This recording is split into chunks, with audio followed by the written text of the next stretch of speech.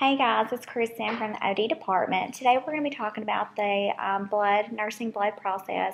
Apparently there's been, I think, a little bit of confusion on how this process is supposed to work, so hopefully this little tutorial will help. And I've also made a step-by-step and guided instructions, which I'll be posting for you as well.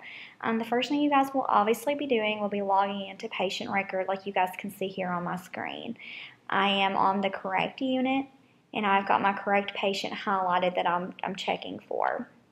Now, the way these orders work is under your orders to be acknowledged, as you can see here, it tells me my patient's name, but these three orders tell me what I need to do.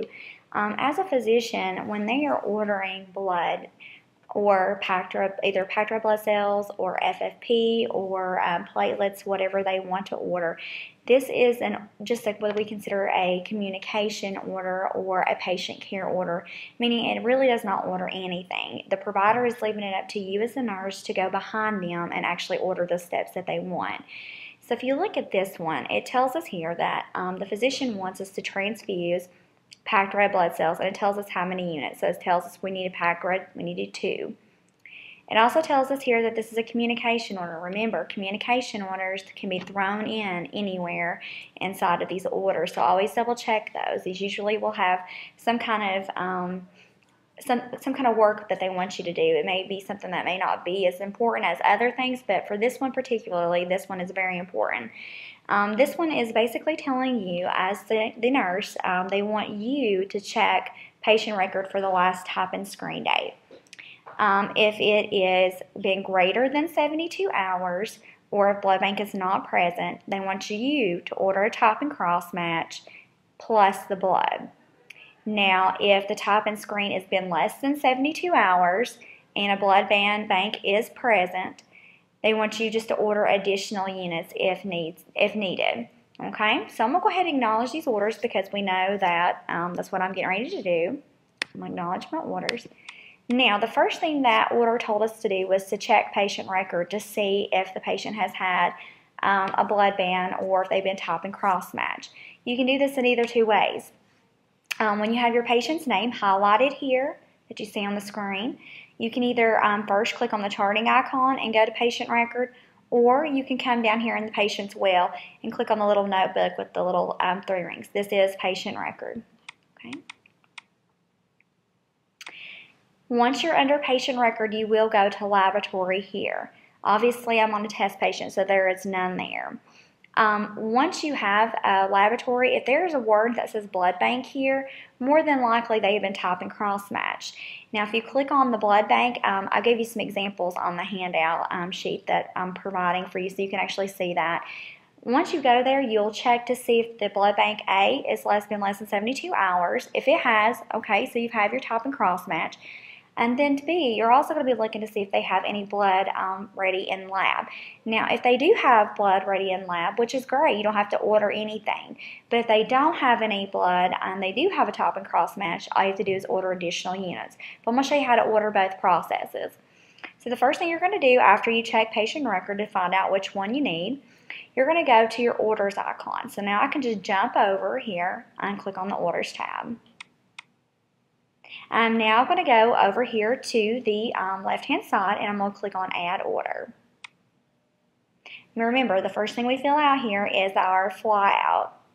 We do not have to fill out the start date and time. We do have to fill out who it was ordered by and the ordered source. I'm going to click on the drop-down box. I know it's Dr. Farrow.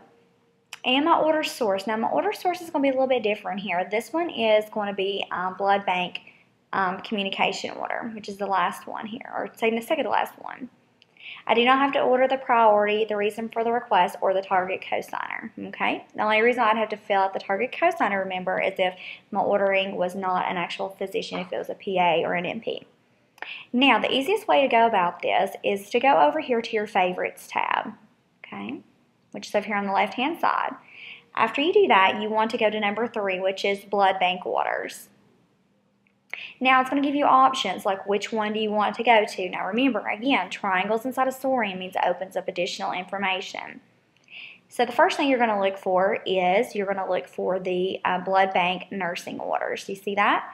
Now it breaks it down in several things. You have blood bank tests, and it tells you must be filled out by a provider. Orders to transfuse must be filled out by a provider, so it does tell you. So we're going to go to blood bank nursing orders, and again, triangles means additional information. Okay. Now, this is where we're going to choose what we want to do.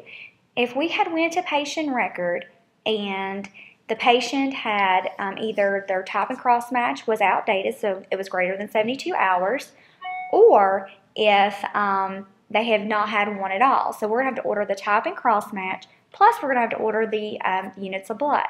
So the way we do that is we come here to which one we want to order. Do we want our packed red blood cells, aerated? Okay, so just pick which one we want. I just want the packed red blood cells. Again, we're going to click on the triangle to see what it opens up. Now, we call these onesie-twosie orders, meaning when you order one, you get two things. So this one's letting us know when we order this type and cross match here, we're not only ordering the type and screen, but we're also going to be ordering the blood as well. So I'm going to click in the box beside of it. Now, if I want to order that, I'm going to come down to the very bottom and hit Add to Order Session. And I'm going to fill out my order detail screen. What is the priority? If I need this stat here, I'm going to change this to stat. Okay. The start date and time should automatically default to whatever time you tell it. The number of units. Now, the physician here said that we want 2 units. So we're going to put our 2 in there. The next thing we're going to do is we're going to come down to the bottom and we're going to click the word Next.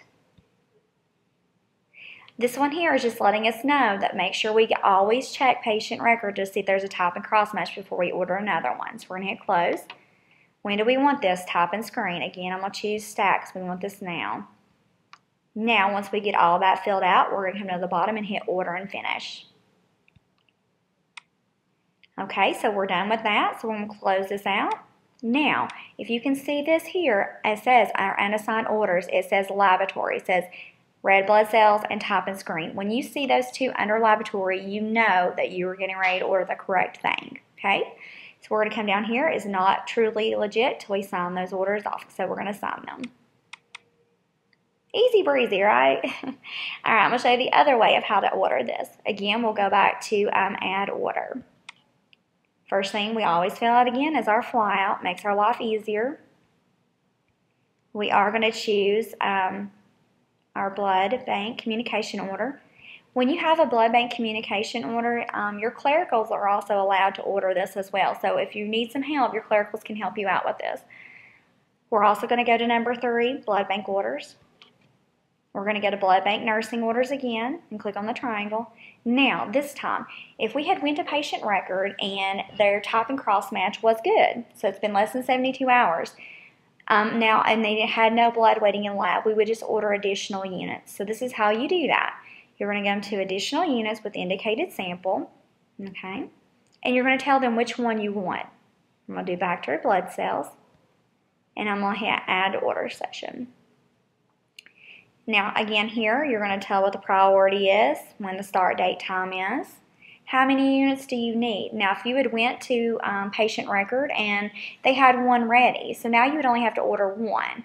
That means they have one already waiting in lab for you to pick up, and then you just need to order an additional one. If you had seen that both were ready, that means you have to order nothing. So you just would call lab and tell them that you need to get your blood. Now, since we had none in there, we're going to say we need 2. So we're going to put 2 here. And then you're also going to put the armband number as well. Okay. After that, we are going to hit Order and Finish. We're going to close that out. Again, we're going to double check to make sure this is under laboratory because it was not going anywhere unless it's under laboratory. And then we're going to sign these orders off. All right, perfect. Now, the next thing we need to do is we need to go charge for this blood. As a nursing, we can actually charge for blood one time in 24 hours. It does not matter how many that you need. You still have to only can charge one time. Okay, I'm going to show you how to do that.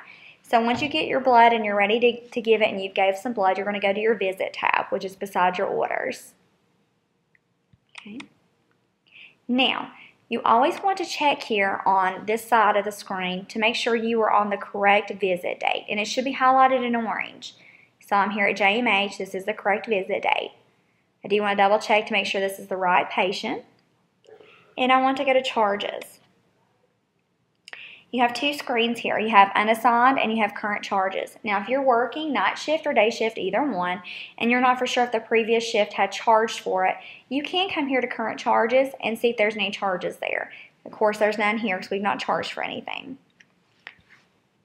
I'll go back to unassigned.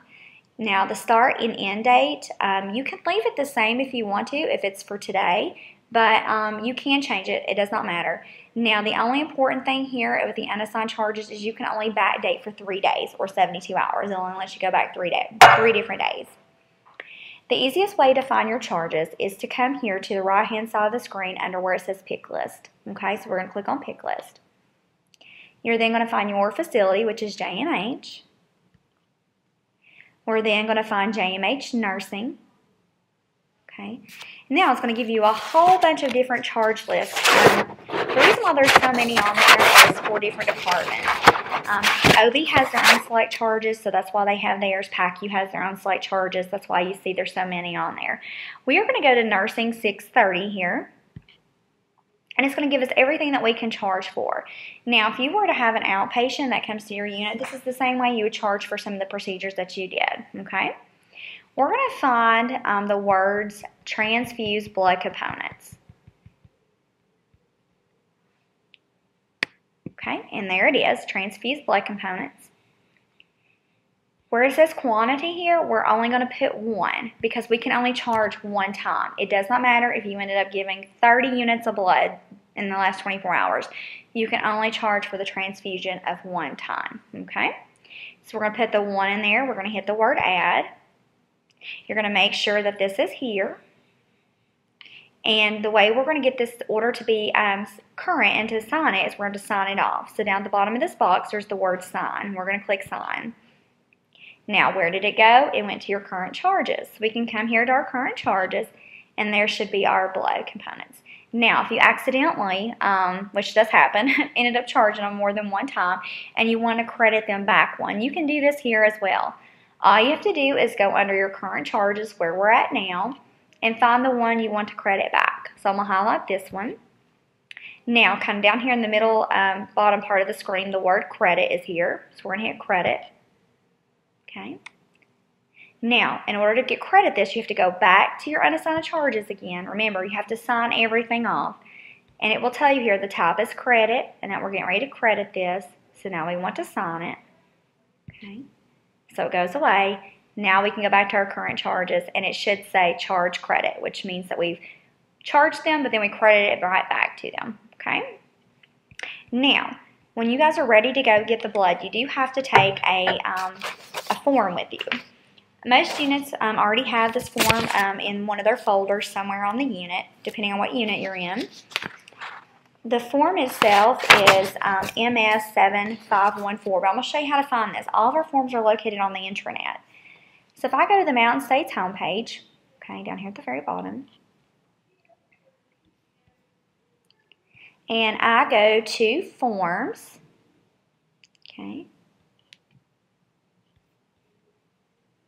I can do several things here. I can search for the form number if I knew the form number, which I know the form number, but you may not know the form number, or you can just type in the word blood transfusion, okay? So we're going to come here and we're just going to type in, I'm just going to type in the number itself because I know that. So it's MS7514. Blood bank document request, okay? So you're going to click on it. And this is what you're going to print out. Now, you're going to take this to lab every single time. This is like your transport sheet. This is how blood is going to actually be released to you. You will put the patient sticker here. You'll put how many units you're picking up. You're going to sign it. Always put the blood bank ID number as well as like one of the little orange stickers on there as well. That will help you out, okay? Now, don't forget that you guys also have to sign a consent form. Make sure that you at least have a consent form for 1 time to transfuse blood. I hope this helps you guys out, and if you have any kind of questions at all on anything in blood transfusion products, just let me know. I'm Kristen in OD. My direct number is 3719. I'm up on 3rd floor, 301. Hope you guys have